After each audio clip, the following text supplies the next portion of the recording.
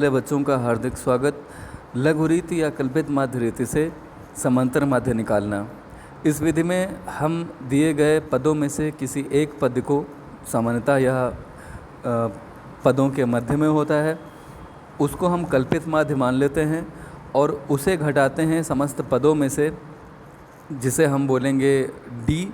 तो डी यहाँ पर क्या होगा? यहाँ पर डी होगा जो वेरिएबल्स दिए गए हैं। कल्पित माध्य को अगर आप x मान लें तो जो आपके पद दिए गए हैं x1, x2, x3, उसमें से आप ये अपना कल्पित माध्य यानी कि a घटाते चले जाएंगे। इसे बढ़िया है कि आप लिखें d dash is equal to x minus a। यहाँ पर कल्पित माध्य मानिए। तो देखिए नीचे जो दिया गया है वो फार्मूला भी है। सबसे पहले दिए गए आंकड़ों में से किसी एक को, सामान्यतः ये मध्य का पद होगा, इसको आप कल्पित माध्य यानी अज्यूम मीन मान लीजिए। अज्यूम्ड मीन को बड़े ए से, कैपिटल ए से डिनोट करते हैं, निरूपित करते हैं। फिर दूसरे स्टेप में आप क्या करेंगे? प्रत्येक मान का कल्पित माध्य से विचलन निकालेंगे, डी निकालेंगे। तो प्रत्येक मान का कल्पित माध्य से, मान यानी कि जो पद दिए गए हैं क्रमशः x1, x2, x3, xn तक, उनमें से हम कल्पित माध्य घटाएंगे। विचलन वाले स्तंभ का योग करेंगे, यानी कि डी जो आए हैं, जितने भी डी आए होंगे इनका सिग्मा डी निकालेंगे। और उसके बाद में आप क्या करेंगे? एक फार्मूला लगाएंगे। मीन का मतलब होगा अज्यूम्ड मीन, इसे आप बार x से भी डिनोट करते हैं। इसका मतलब क्या होगा? a plus sigma D upon n। और इस फार्मूले के बाद आपका इंडिविजुअल सीरीज़ में समांतर माध्य आ जाएगा। चलिए उदाहरण नंबर 8 से जल्दी से समझते हैं। 15, 20, 35, 30, 22, 18, 40 ये पद दिए गए हैं। आपने इन्हें एक कॉलम में नीचे तक लिख लिया। उसके बाद में आप इसमें कोई भी एक बीच का पद ले लीजिए। जैसे इन्होंने बीच के पद 30 को, क्योंकि आप देखिए कि 30 से छोटे भी कुछ पद हैं और 30 से बड़े भी कुछ पद हैं, तो ये बीच का पद सिर्फ इसलिए नहीं कि लिखा है बीच में, इसकी वैल्यू बीच में आती है, इसलिए इसको एक समांतर माध्य इन्होंने मान लिया है। और उसके बाद में सीधे सीधे इसको जब आपने x मान लिया तो अगला जो आपने कॉलम बनाया है ये होगा d, और d इज़ इक्वल टू क्या होगा? x minus a। यहाँ पर 30 को क्या माना गया है? a माना गया है। इसे मैं जैसे लिख रहा हूँ ऐसे आप अपनी कॉपी पे प्लीज़ लिख लीजिएगा। कल्पित माध्य 30 से विचलन d, और d की वैल्यू क्या है? x minus a। तो x माइनस a करेंगे तो कैसे? x है 15, उसमें से 30 घटाएंगे तो कितना आएगा? 15 माइनस 30 करने पे माइनस 15 आएंगे। 20 माइनस 30 करने पे माइनस 10 आएंगे। 35 माइनस 30 करने पे प्लस का 5 आएगा। देखिए प्लस का 5 लिखा हुआ है। इसी तरह से प्लस और माइनस की कुछ वैल्यूज़ आएंगी। जब इनका सिग्मा डी करेंगे तो जो प्लस की वैल्यूज़ हैं उन्हें अलग जोड़ लीजिए, जो माइनस की वैल्यूज़ हैं उन्हें अलग जोड़ लीजिए, और प्लस और माइनस की वैल्यूज़ को अलग अलग जोड़ के जो फाइनली ज़्यादा है वो माइनस की वैल्यू है। कितना ज़्यादा है? 30 ज़्यादा है। अब आपको फार्मूला लगाना है समांतर माध्य यानी अरिथमेटिक मीन, जिसे आप x बार से भी डिनोट करते हैं, मैंने आपको बताया था। तो आप a plus sigma D upon n करेंगे। a आपने माना था कितना? 30, तो आपने यहाँ पे क्या करा? 30 लिख लिया। फिर सिग्मा डी आपका आया था -30, आपने -30 यहाँ लिखा। n कितनी है? पदों की संख्या 7 है, ये यहाँ लिख लेते हैं n, और n से डिवाइड किया तो आपका जो आंसर है वो आ गया कितना? 25.7। मुझे लगता है आप ये समझ गए होंगे। डिस्क्रीट सीरीज़ वो सीरीज़ होती हैं जहाँ पर पदों के साथ साथ बारंबारताएं भी दी गई होती हैं। यानी कि जब आंकड़े बहुत बड़े होते हैं, उन्हें गुणा करने में असुविधा होती है, तो समांतर माध्य ज्ञात करने के लिए डिस्क्रीट सीरीज़ में आपको डायरेक्ट मेथड से आपने पढ़ा था ना, अगर x और f दिए गए हैं तो fx करते हैं। तो इनकी गुणा करना, जब पद मान लिया अगर ऐसे दिए गए हों 2380 गुणे 19, अब इसको गुणा करना थोड़ा कठिन है। गुणे मतलब f 19 है, 27 है, 59 है, और यहाँ पे मान लिया दिया गया है 2717। अब इनको मल्टीप्लाई करना इट्स अ टफ जॉब। तो ऐसे में क्या करते हैं? कल्पित माध्य रीति से निकालते हैं। कैसे निकालेंगे यही आपको बताना है। जल्दी से देख लीजिए। जो सूत्र होगा वो समांतर माध्य is equal to sigma A plus sigma F D है। अब ये एफ डी कैसे आएगा? अभी तक तो आपने डी पढ़ा था और उसको जोड़ लिया तो सिग्मा डी हो गया था। यहाँ सिग्मा एफ डी है। तो इसे कैसे करेंगे? इसकी विधि क्या है इसको मैं आपको संक्षेप में बता देता हूँ। आप कोई भी कल्पित माध्य लेंगे, सुविधानुसार उसे आप चुन सकते हैं। ज़्यादातर अधिकतम बारंबारता वाला चुने या बीच का चुने जो बीच में है वैल्यू में, और उसके बाद में आप अगर डिस्क्रीट सीरीज़ दी गई हैं तो सीधे सीधे उनसे, जैसे कि यहाँ पे आपने कोई एज्यूम्ड मीन माना था तो अब आप डी निकालेंगे, ठीक है। डी निकालना तो आपको आता ही है। डी का मतलब फार्मूला क्या होता है, एक्स माइनस बार एक्स, या एज्यूम्ड मीन जो आपने माना है। तो ऐसा करके आप डी निकाल लेंगे। फिर फ्रिक्वेंसीज भी दी गई होंगी, तो एफ़ और डी इनको मल्टीप्लाई करके एक नया कॉलम बनाएंगे जिसे बोलेंगे एफ डी। क्या बोलेंगे, नया कॉलम एफ डी बोलेंगे। फिर उनका जो भी आएगा उनको जब जोड़ेंगे तो उसे सिग्मा एफ डी कहा जाएगा।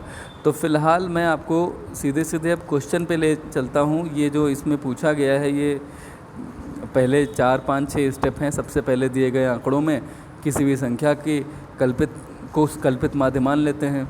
गणनाओं की आसानी के लिए x के उस मान को कल्पित माध्य मानते हैं जो बटन के मध्य में स्थित होता है। बटन नहीं, बंटन है ये, बंटन के मध्य में स्थित होता है। बंटन मतलब बारंबारता, बंटन यानी डिस्क्रीट सीरीज़ के। फिर विचलन निकालने के लिए d = x माइनस a, यानी कि पद माइनस कल्पित माध्य। इसमें जब भी वैल्यू आएगी प्लस या माइनस लगाते चले जाएंगे। जो ये विचलन आएंगे इनको संगत बारंबारता यानी उनके समक्ष लिखी गई बारंबारताओं से मल्टीप्लाई करके जो अगला कॉलम बनेगा वो एफ डी का होगा। और इन गुणनफलों का बीजगणितीय योग यानी कि सिग्मा एफ डी आप ज्ञात कर लेते हैं। बारंबारताओं एफ का योगफल यानी कि n ज्ञात कर लेते हैं। f जो दिए गए हो ना, एक कॉलम होगा, उसको जब आप जोड़ेंगे तो उसे आप सिग्मा f या n लिख सकते हैं। चाहे तो सिग्मा f लिखें, चाहे तो n लिखें। तो बाद में एक सूत्र लगाएंगे m का मतलब मीन। मैंने पहले भी बताया, इसे आप x बार से भी डिनोट कर सकते हैं। a plus sigma F D upon n, ये सूत्र होगा जिसके माध्यम से इसे निकाला जा सकेगा। आइए उदाहरण नंबर 9 से इसे समझते हैं। टमाटर के 84 पेड़ हैं, उनकी ऊंचाई इस तरह से मापी गई है। ये ऊंचाई दी गई हैं 25 सेंटीमीटर, 35, 45, ऐसे ही 95 तक, और उनकी संगत बारंबारताएं भी दी गई हैं। आपसे कहा गया है कि समांतर माध्य ज्ञात कीजिए। कोई विधि नहीं बताई गई है, लेकिन चूंकि हम इस समय कल्पित माध्य विधि पढ़ रहे हैं तो हम उसी विधि का प्रयोग करते हुए समांतर माध्य यहाँ निकालेंगे। आप देख सकते हैं सबसे पहले हमने इसमें जो कॉलम बनाया है वो है ऊंचाई का, सेंटीमीटर में जैसे दिया गया वैसे लिख लेते हैं, लेकिन ये हमारे पद हैं तो इससे हमने यहाँ पे x लिख लिया। फिर हमने ये नीचे तक लिखते हम चले गए।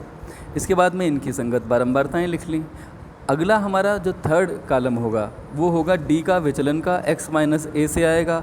अब इसके लिए आपको कोई ना कोई इसमें कल्पित माध्य मानना होगा, तो आप लिख देते हैं माना कल्पित माध्य a = 65। ये लाइन लिखने की कोई अनिवार्यता नहीं है। अगर आप यहीं पे बराबर a करके लिख देते हैं तो ये लाइन लिखने की ज़रूरत नहीं है ऊपर वाली। इसके बाद में अब आप विचलन निकालेंगे तो 25 में से 65 घटाएंगे तो -40 आएगा। ऐसे ही 35 में से 65 घटाएंगे तो -30 आएगा, -20, -10, और इसी तरह से प्लस के 10, 20, 30 आएंगे। फिर आपको f से d को मल्टीप्लाई करना है तो एफ डी आएगा। अब देखिए कैसे आएगा, 2 × 40 करेंगे, चूँकि ये माइनस का है ये प्लस का है तो यहाँ माइनस ही रहेगा, 80 आएगा। इसी तरह से 120। मुझे लगता है ये वैल्यूज़ आपको समझ में आ सकती हैं। ये सीधे सीधे मल्टीप्लिकेशन है, 4 को 10 से करने पे 40। तो इस तरह से आपने देखा कि जो माइनस की हैं उनकी जो टोटल आया माइनस का वो 500 आया माइनस का, और जो प्लस के हैं उनका आया 110। तो अगर आपको सिग्मा एफ डी करना हो, यानी कि एफ डी के कॉलम को ऐड करना हो, तो माइनस वाले और प्लस वालों को आपस में एडजस्ट करते हैं। बड़ी संख्या में से छोटी घटेगी और बड़ी संख्या बची रह जाएगी। 500 बड़ी संख्या है, उसमें से 110 घटने पर ये -390 आ जाएंगे। अब आपके पास n पता है, बारंबारताओं का योग n कितना है 84, सिग्मा एफ डी कितना है 390, और आपका जो कल्पित माध्य है वो है 65। फार्मूला क्या था? फार्मूला था समांतर माध्य यानी कि x बार, इसे आप m से भी डिनोट करते हैं या am भी लिखते हैं। am का मतलब फुल फॉर्म हो गया, शॉर्ट फॉर्म हो गया अरिथमेटिक मीन का। तो ये है a plus sigma F D upon n। ये था 65, 390 सिग्मा एफ डी था माइनस का, और 84 n था।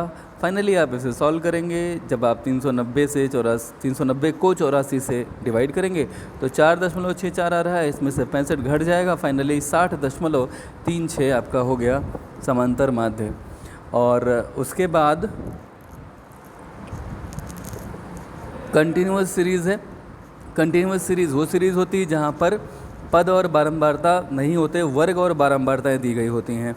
तो इसे करने के लिए आपको केवल एक कदम और बढ़ाना पड़ेगा एक कॉलम के रूप में, और वो है मध्य बिंदु का। आपको जो वर्ग दिए गए हैं इनको x के रूप में पाने के लिए इनकी मिड वैल्यूज़ मध्य बिंदु निकालने पड़ेंगे। और ये मिड वैल्यूज़ कैसे निकालते हैं? पहले वर्ग में 0 + 10। इसका तात्पर्य है कि निम्न सीमा और उच्च सीमा, निम्नतम सीमा और उच्चतम सीमा इनको जोड़ेंगे और 2 से डिवाइड करेंगे। तो ये कितना आएगा? 10/2 यानी 5। फिर आएगा 10 + 2/2 यानी 30/2 यानी 15। मुझे लगता है कि आप समझ रहे होंगे कैसे निकालते हैं। निम्न सीमा प्लस उच्च सीमा बटे 2 आप वैसे भी ऑब्जर्वेशन से निकाल सकते हैं। 10 और 20 के बीच में इनकी मिड वैल्यू 15 ही तो होगी। 20 और 30 के बीच में बीच का मिड में मध्य का पद कौन सा है? 25। तो फिलहाल आप ये देख सकते हैं शुरुआत की अगर 2 निकाल लें तो इनके बीच में 10 का डिफरेंस है। तो ये 10-10 के ही डिफरेंस के साथ मध्य बिंदु आते चले जाएंगे। हर पद में आपको इस तरह से उच्च और निम्न सीमा जोड़ के 2 से डिवाइड करने की आवश्यकता नहीं पड़ेगी। मुझे लगता है मध्य बिंदु निकालना आप सभी को पहले से भी आता होगा। फिर आपका ये क्वेश्चन वैसे ही होगा जैसे उदाहरण नंबर 9 था। ये x हैं, ये बारंबारता हैं, इसमें से कोई एक आप मिड वैल्यू कल्पित माध्य मान लीजिए। इन्होंने a माना है 15 को, तो अब आप 15 से अगर d निकालेंगे तो 5 में से 15 घटाने पे -10, 15 में से 15 घटाने पे 0, 25 में से 15 घटाने पर 10 और 35 में से 15 घटाने पर 20। ये तरीका अच्छा होता है कि आप अगर जैसे 25 और 15 में से ऑप्शन थे तो आपने 15 अगर चुना है तो ये वैल्यू प्लस वाली ज़्यादा आई है, तो इससे आपका जो FD आया है ये प्लस में आ गया है ज़्यादा। अगर आप 25 चुनते तो ये माइनस में आता। माइनस को ट्रीट करना थोड़ा कठिन होता है, तो बेहतर है कि जब 4 संख्याएं दी गई हों तो सेकेंड लेवल पे जो दिया गया उसे चुन लिया जाए अगर, तो ज़्यादा अच्छा होगा।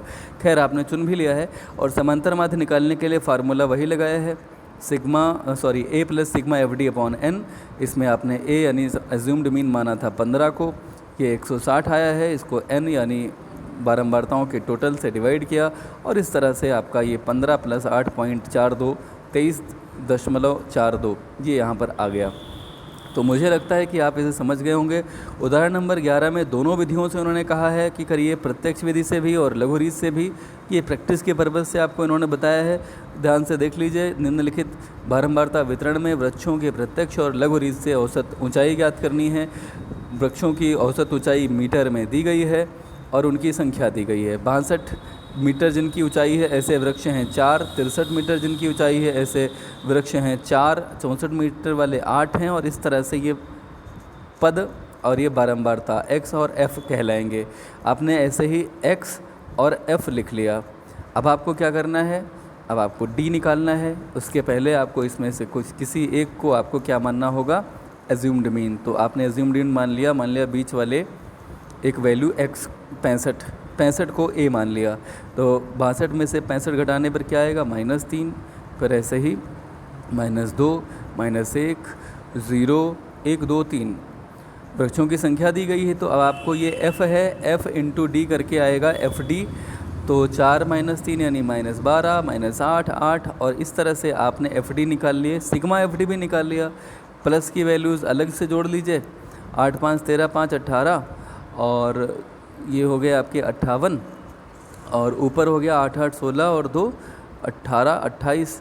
तो 58 में से 28 माइनस के घटे तो बचे कितने? प्लस के 30। यहाँ n है 60।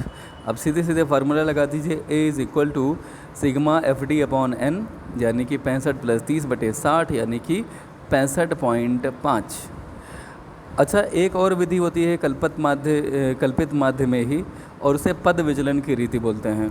मैं आपको कुछ बातें बताने जा रहा हूँ, इसे बहुत ध्यान से सुनिएगा।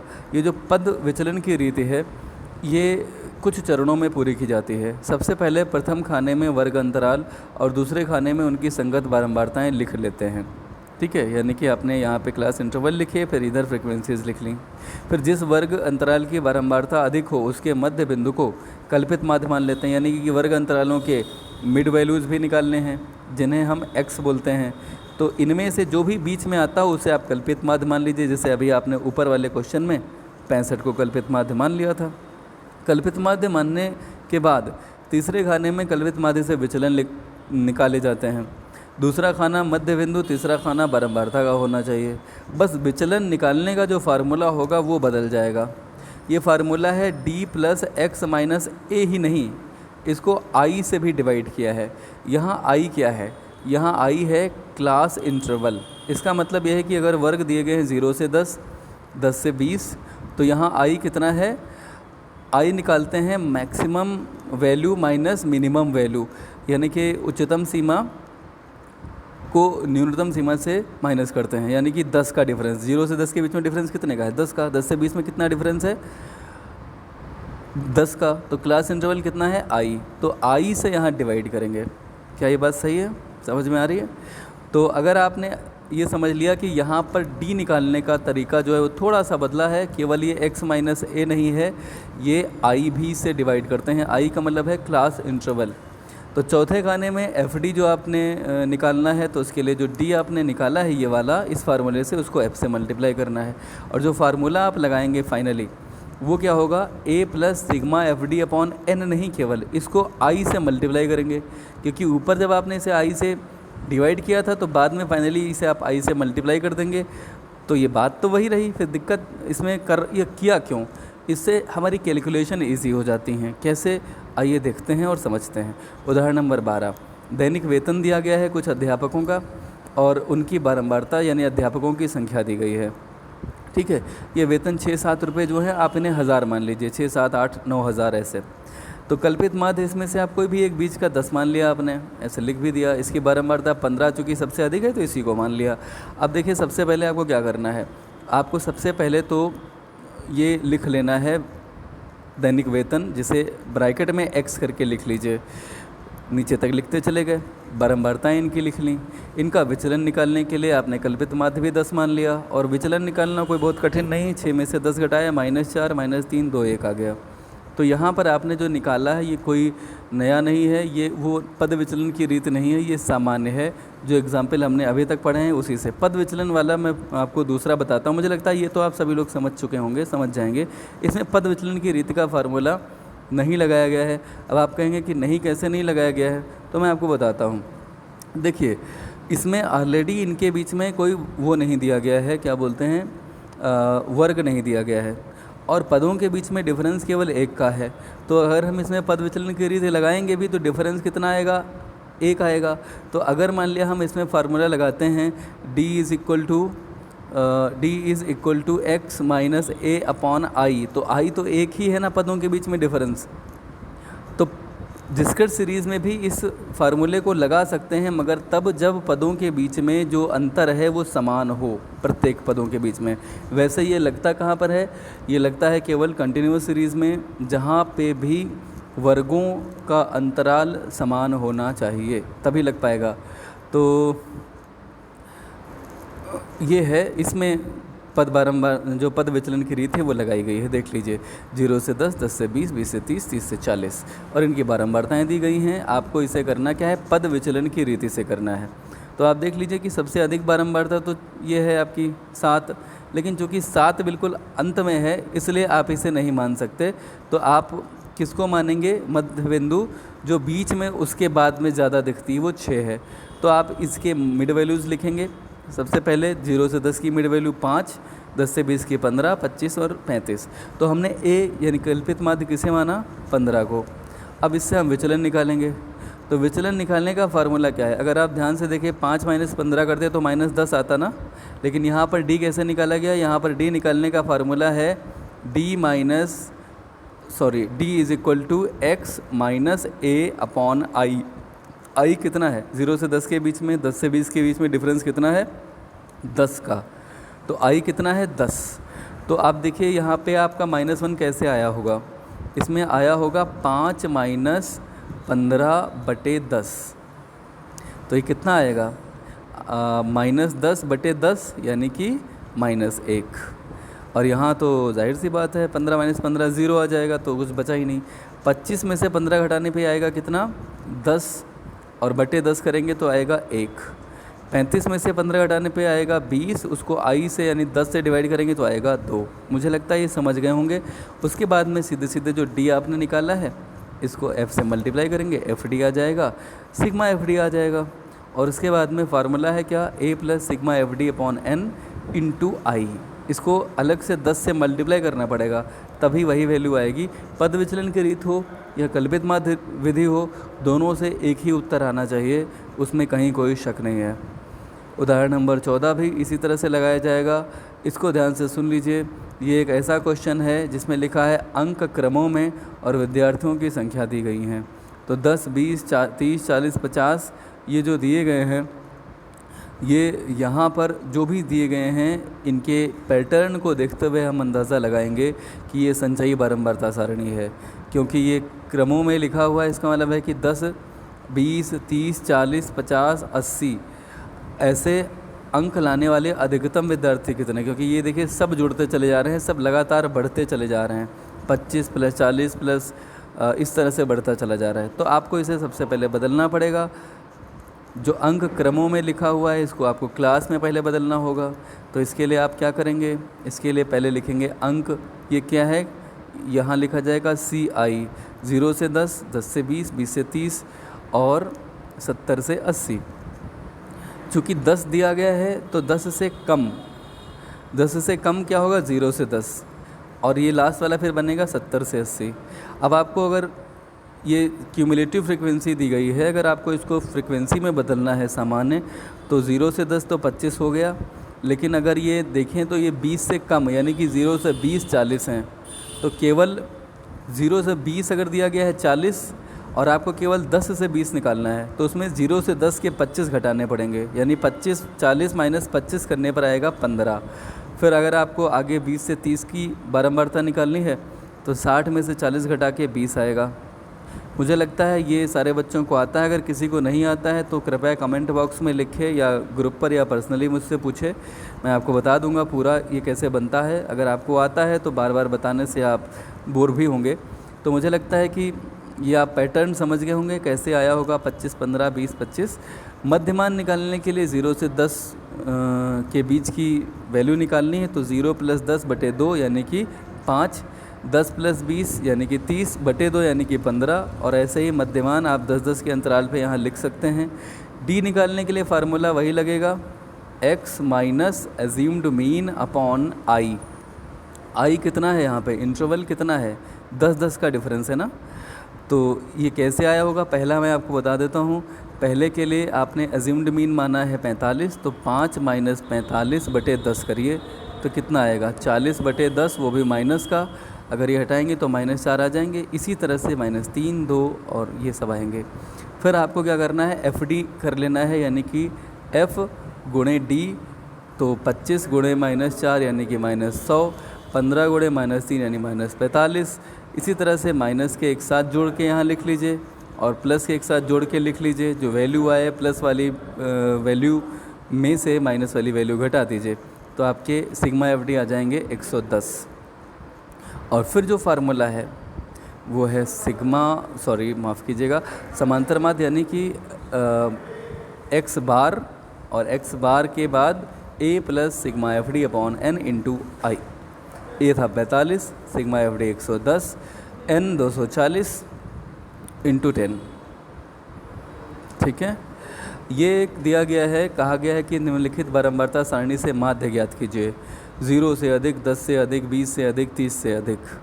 तो ये पुरुषों की संख्या है 90, 70। अब 0 से अधिक तो कुछ भी हो सकता है आयु, 0 से अधिक 0 से 100 भी हो सकता है, उससे ऊपर भी हो सकता है।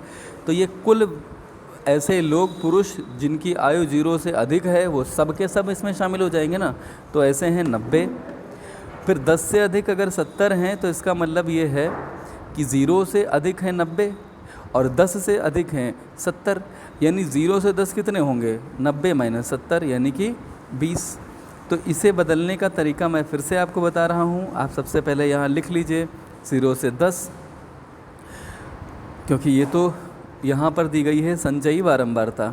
आपको इसे बदलना है कैसी, साधारण बारंबारता में।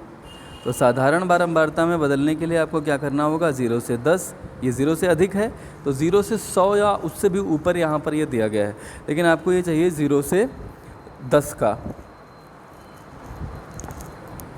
तो ये कुल मिला करके हो जाएगा 0 से 10। तो साधारण बारंबारता हमें चाहिए, तो कैसे आएगा, 90 में से 70 घटा के 20, 10 से 20 में क्या आएगा, 70 में से 62 घटा के यानी कि 8। इसी तरह से 20 से 30 में क्या आना चाहिए, सोचिए ज़रा, 62 में से 46 घटा के यानी कि 16। और इसी तरह से आप बारंबारता, साधारण बारंबारता जिसे F से डिनोट करते हैं, वो आप निकालते चले जाएंगे।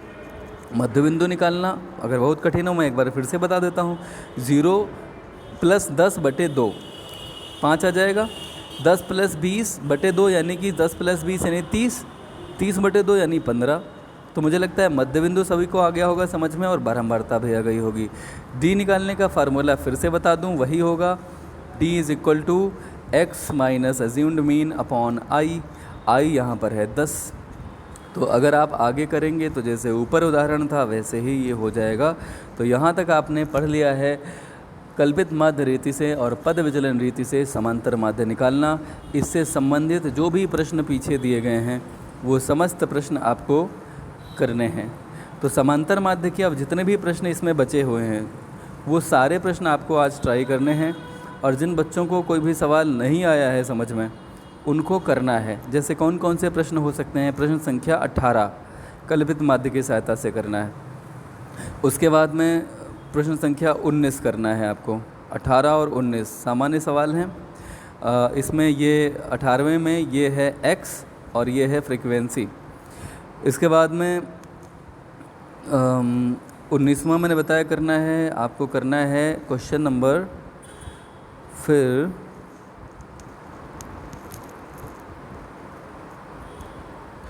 20 करना है। इसमें कहीं कुछ कहा 24, सॉरी क्वेश्चन नंबर 24। इसमें कहीं कुछ कहा नहीं कि किस विधि से करना है। आपको जो विधि आसान लगे, आपने अभी तक तीनों विधियां पढ़ी हैं, डायरेक्ट मेथड और कल्पित माध्य रीति और पद विचलन रीति, आप तीनों का इसमें प्रयोग कर सकते हैं।